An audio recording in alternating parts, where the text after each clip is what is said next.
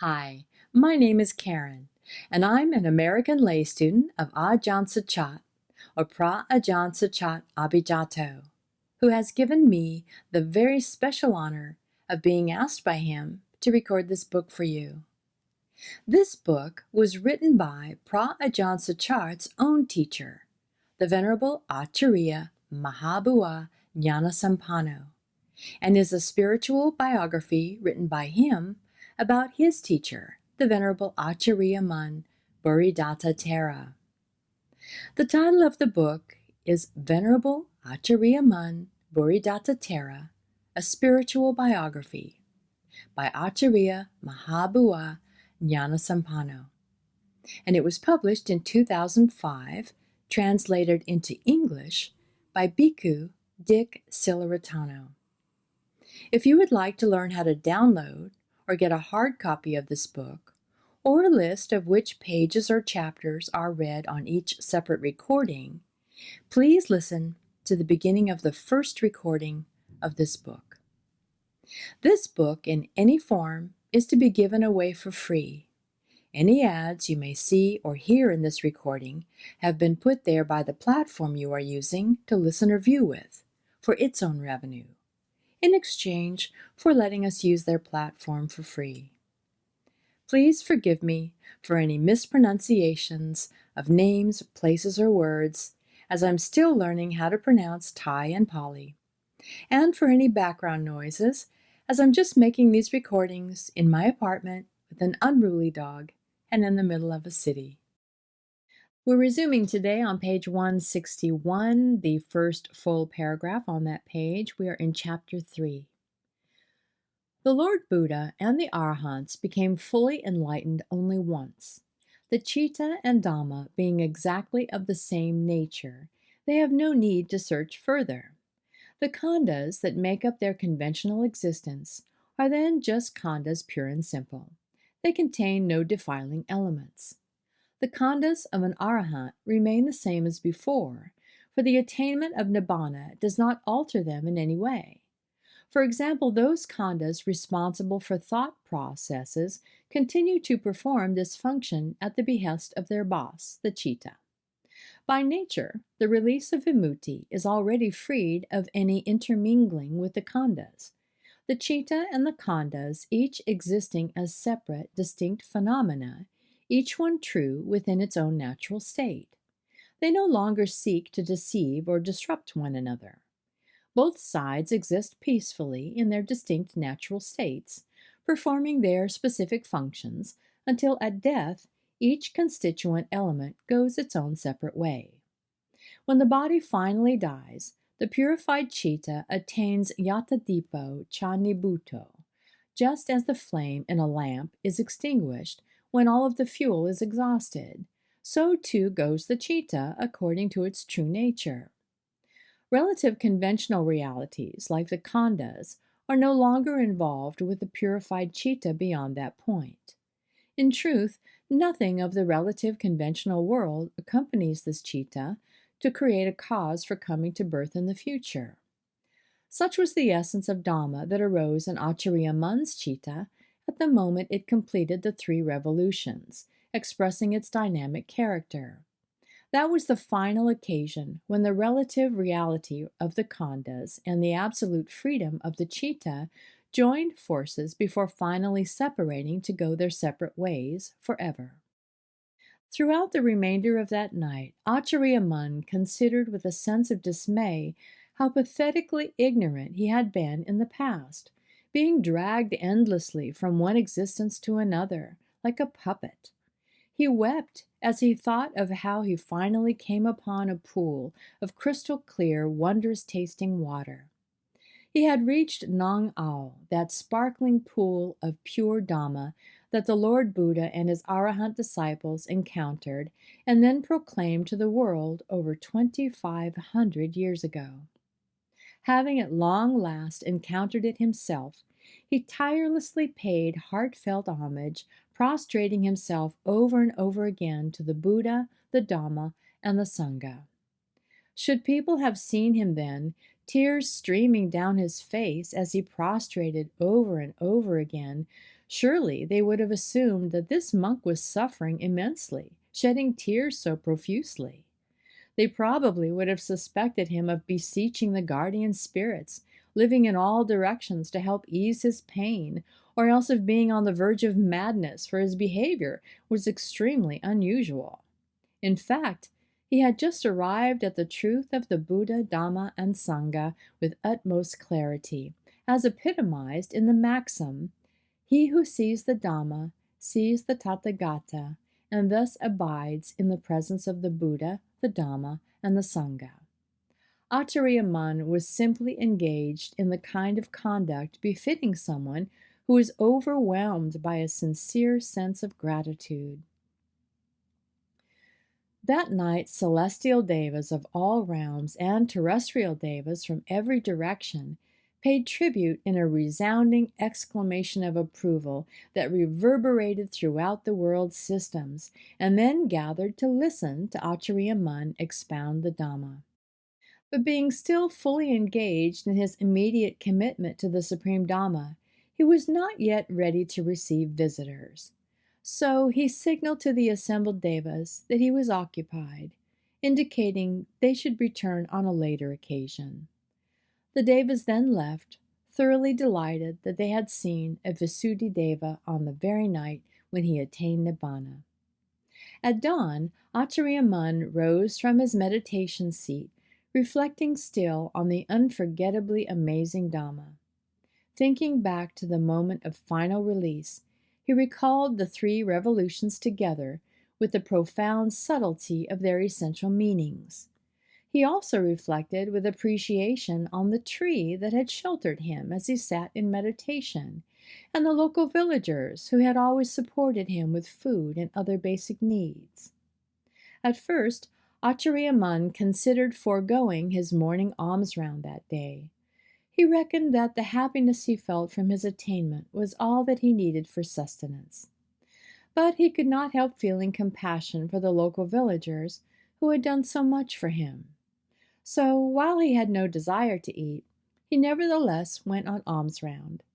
Entering the village that morning, he fixed his gaze firmly on the people, having paid little attention to them before. As he gazed intently at the people who came forward to put food in his bowl, and at those milling around the houses with children at play in the dirt, he experienced an extraordinary sense of love and compassion for them all. The whole village appeared to be especially bright and cheerful that day, with smiling faces beaming at him as people saw him come. Upon return at his mountain retreat, his heart felt replete with Dhamma, while his body felt fully satisfied even though he had yet to eat. Neither body nor citta was the least bit hungry. Nonetheless, he forced himself to eat for the body's sake, since it requires nourishment to sustain its life. The food, however, appeared to have no taste. The taste of Dhamma alone permeated the whole of his body and his heart. As the Lord Buddha said, the taste of Dhamma surpasses all other tastes. Eager to hear Dhamma, all the devas came to visit Acariya Mun the following night. Both terrestrial devas and celestial devas arrived in groups, hailing from nearly every direction. Each group described the amazing radiance caused by the incredible power of his Dhamma the previous night. They compared it to a magnificent tremor that passed through all the celestial abodes in the vast realms of all the world's systems. This tremor was accompanied by a fantastic incandescence that rendered the length and breadth of the upper and lower realms ineffably translucent. They told him, "Those of us with intuitive knowledge were able to see unobstructed throughout the entire universe due to the luminous quality of the Dhamma pouring forth from your person, Venerable Sir. Its brilliance was far more radiant than the light of 100 or even 1,000 suns. It is truly unbearable to think that there were those who missed seeing such a wonder. Only humans and animals living futile earthbound existences could be so incredibly blind and unperceptive as to have been unaware of last night's splendor. Devas everywhere were so stunned, astonished, and utterly amazed that they let out an emphatic exclamation of approval to express their exultation at the perfection of your achievement. If it were not such an absolutely amazing achievement, how could knowledge of it have been so widespread? You, Venerable Sir, are a person of saintly virtue, majestic power, and vast influence, capable of being a refuge to a great number of beings in numerous realms of existence. All will be able to find blessed comfort in the shadow of your greatness. Beings of every class, be they humans, devas, or brahmas, living underwater, on land, or in the air, are rarely fortunate enough to encounter such perfection. We Devas consider ourselves especially blessed to have met you, Venerable Sir, having the precious opportunity to pay our respects to you and to receive your beneficent teaching. We are grateful to you for expounding the Dhamma to brighten our hearts, leading us on the path of practice so that we can gradually become aware of how to improve ourselves. When the assemblies of Devas finally returned to their respective realms, Acariya Mun began to reflect on the tremendous difficulties he had experienced in his effort to realize this Dhamma. Because his practice had entailed such exceptional hardship, he regarded it as Dhamma at the threshold of death. Had he not come so close to death while struggling to reach freedom from dukkha, then surely he would never have attained that freedom. We're at the bottom of page 164. We're starting the first subsection in chapter 3 entitled The Spiritual Partner. Sitting in meditation after his final attainment, Acariya Mun recalled a certain personal matter from his past, one which he had not taken much interest in before. Here I would like to tell a story relevant to Acariya Mun's past.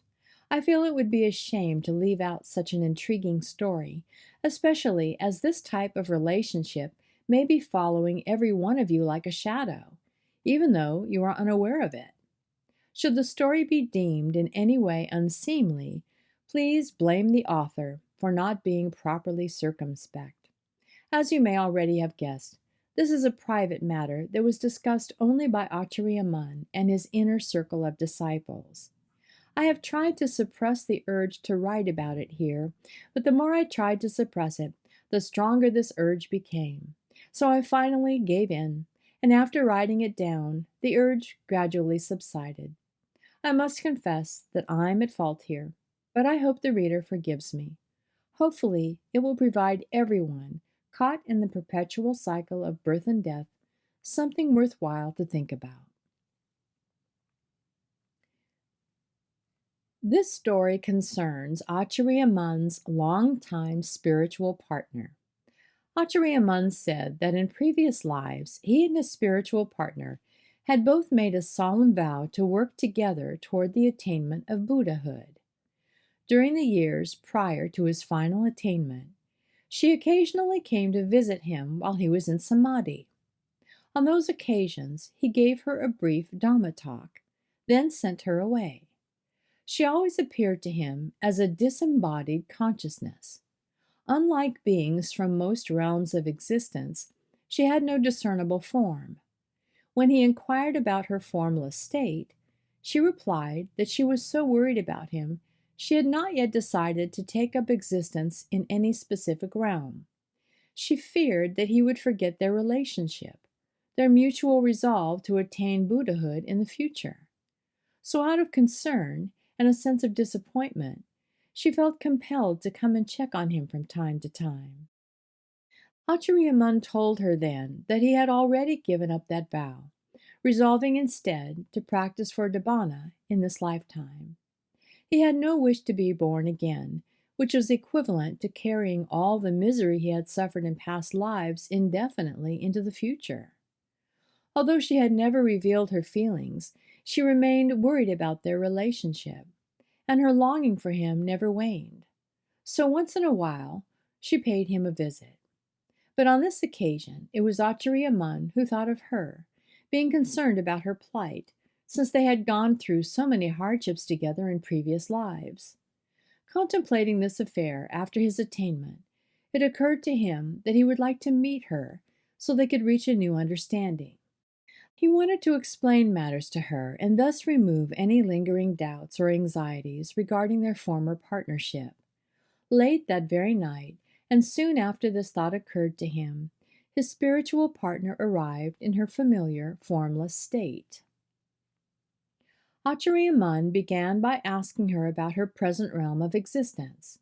He wanted to know why she had no discernible form like beings from other celestial realms, and what exactly was her present condition.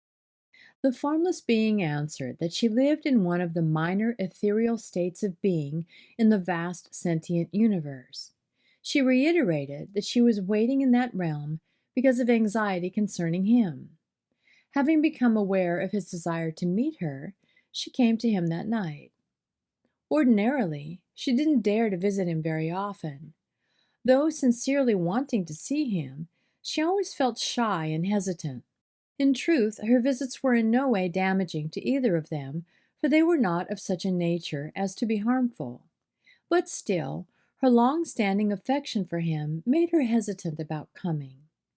Acariya Mun had also told her not to visit too often, for although not harmful, such visits could nevertheless become an emotional impediment, thus slowing his progress. The heart being very sensitive by nature, it could well be affected by subtle emotional attachments, which could then interfere with the practice of meditation.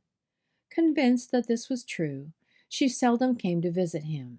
She was quite aware that he had severed his connection to birth and death, including former friends and relatives, and of course the spiritual partner who was counting on him, with no lingering regrets whatsoever. After all, it was an event that had a dramatic effect throughout the world's systems. But rather than rejoice with delight, as she would have done in the past when they were together, this time she felt slighted, prompting an unorthodox reaction. She thought instead that he was being irresponsible, neglecting to consider the loyal spiritual companion who had shared his suffering, struggling together with him through so many lifetimes. She felt devastated now, left alone in misfortune, clutching dukkha but unable to let go. He had already gone beyond dukkha, leaving her behind to endure the burden of suffering. The more she thought about it, the more she felt like one bereft of wisdom, who nonetheless wanted to reach up to touch the moon and the stars. In the end, she fell back to earth clutching her misery, unable to find a way out of such grievous misfortune. Despondent, helpless being that she was, and struggling to endure her misery, she pleaded with him for assistance. "I am desperately disappointed. Where can I possibly find happiness? I so want to reach up and touch the moon and the stars in the sky. It's just terrible and so painful. You yourself are like the moon and the stars up in the sky, shining brightly in every direction. Having established yourself in Dhamma, your existence is never bleak, never dreary. You're so completely content, and your aura radiates throughout every part of the universe. If I am still fortunate enough, please kindly show me the way of Dhamma. Please help me bring forth the bright, pure knowledge of wisdom, releasing me quickly from the cycle of repeated birth and death to follow you in the attainment of Nibbana, so that I will not have to endure this agony much longer. May this vow be strong enough to produce the results my heart desires, allowing me to attain the grace of enlightenment as soon as possible." Convulsed with sobs of anguish, such was the fervent plea of that sorrowful, formless being as she expressed her hopes of gaining enlightenment. Acariya Mun replied that his intention in wishing to see her was not to elicit regrets about the past. People who wish each other well should not think in that way. Haven't you practiced the 4 Brahmaviharas, metta, karuna, mudita, and upekkha? The formless spirit replied, "I have practiced them for so long that I can't help thinking about the closeness we once shared practicing them together. When a person saves only himself, as you have, it is quite natural for those left behind to be disappointed. I'm in misery because I have been abandoned without any concern for my welfare. I still can't see any possibility of easing my pain.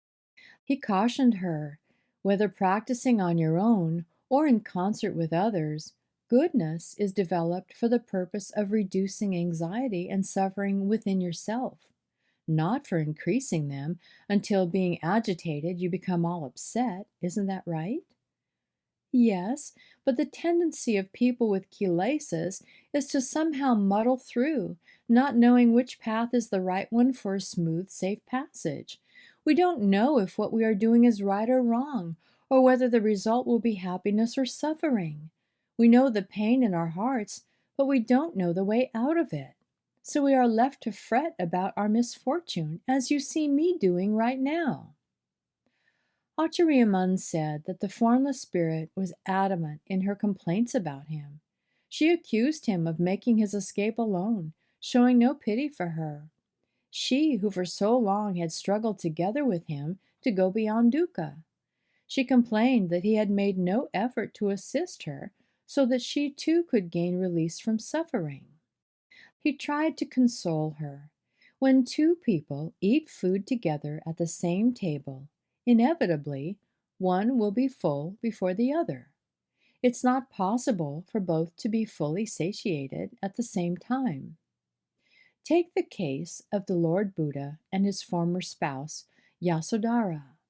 Although for many ages they had jointly developed goodness of all kinds, the Lord Buddha was the first to transcend dukkha, returning then to teach his former spouse, so that later she also crossed over to the other shore. You should consider this lesson carefully and learn from it, instead of complaining about the person who's right now trying his best to find a way to help you. I am earnestly searching for a means to help you cross over, yet you accuse me of being heartless and irresponsible. Such thoughts are very inappropriate. They will merely increase the discomfort for both of us. You should change your attitude, following the example of the Lord Buddha's former spouse, an excellent example for everyone, and one giving rise to true happiness. My reason for meeting you is to assist you, not to drive you away. I have always supported your development in Dhamma. To say that I have abandoned you and no longer care for your welfare is simply not true. My advice to you emanates from a heart whose loving kindness and compassion are absolutely pure.